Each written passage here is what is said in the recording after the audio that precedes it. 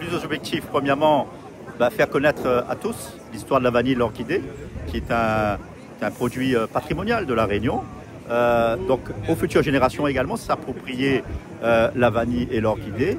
Faire honneur également à nos amis planteurs de vanille qui s'étalent sur tout l'Est et le Sud sauvage. Ça va être l'occasion pour la coopérative Pro-Vanille de développer un centre de recherche, un centre technique qui a une portée également touristique. Et puis pour nous, c'est le développement territorial, c'est l'aménagement touristique et économique de Brapanon, puisque dans le cadre de la route de la vanille et l'orchidée, nous sommes là sur le point de départ, le lieu d'accueil des futurs touristes que nous souhaitons être de plus en plus nombreux à Brapanon. Et actuellement, vous savez, nous sommes à 40 000 touristes, il y a plus de 500 000 qui arrivent tous les ans. L'idée, c'est de capter au moins 100 000 qui viendraient à Brapanon découvrir la vanille et l'orchidée sur tous les sens, les formes, les couleurs. Et donc le point de départ sera ici. Ils pourront ici voir les différentes variétés d'orchidées, de vanille, discuter avec les cultivateurs, avoir des informations qui vont permettre de nourrir vraiment l'expérience vanille et orchidée, et ensuite déambuler sur le territoire de la commune de Brapanon et découvrir la vanille en sous-bois, la gastronomie à la vanille, aller faire des balades en vélo électrique, découvrir plein de choses. Il y aura des options, par exemple le Maloya, nous allons développer des activités autour du Maloya. On veut développer également par exemple les visites de nos cascades, aller sur d'autres produits comme le fruit à pain également. Donc c'est une offre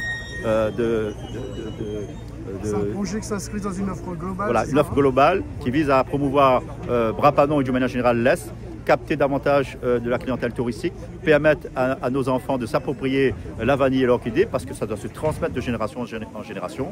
Et puis pour nous, c'est l'occasion de développer, comme je disais tout à l'heure, des structures d'hébergement qui vont également arriver à moyen terme sur Brapanon. Il y aura des écologes, vous en avez parlé. Voilà, il y a un projet d'écologe sur Cascade du Chien, 30 écologes, qui va nous permettre de compléter notre offre. L'idée, c'est que les touristes qui viendront à Brapanon puissent également dormir et qu'on puisse en tirer profit et injecter dans l'économie de Brapanon un certain volume d'affaires qui vont permettre de générer de la valeur ajoutée, de la richesse, créer des emplois et avoir évidemment tout ça en respectant l'identité de notre commune, sans trahir l'histoire de notre commune, la développer et valoriser ses atouts. Pose de la première pierre aujourd'hui, fin des travaux, c'est prévu pour quand? Pour la fin de l'année, au mois de décembre, nous serons en mesure d'inaugurer cet espace et puis de donner vie enfin à un projet qui, je le rappelle, était, j'en parlais de manière anecdotique tout à l'heure, il y a 15 ans de cela, je suis allé voir le président et directeur de la coopérative de vanille que je ne connaissais pas, et dans leur bureau, j'ai présenté un plan qui s'appelle le Parc Orchidée, et je leur ai dit, je pense qu'il faut faire ça à Brapanon. Et c'est monsieur Lagarde, à ma gros yeux, dit, mais c'est qui il se prend pour qui ce type? Et 15 ans après, je suis très heureux parce qu'entre-temps, je suis devenu le maire de la commune, de pouvoir avoir à mes côtés ceux qui sont devenus mes amis, c'est-à-dire Willy Boyer, le président de la coopérative de vanille, et Jimmy Péribé, le directeur, pour développer cette offre autour de la vanille et l'orchidée. D'accord. Et c'est le coût du projet? Alors, il est de 2 100 000 €, financé à 80% par des subventions de l'État et du FEDER. D'accord. Le parc va travailler en collaboration avec la coopérative de vanille. La coopérative de vanille, mais il sera ouvert à tous les Panonnais. Ça va être un parc qui va accueillir un jardin d'enfants, par exemple.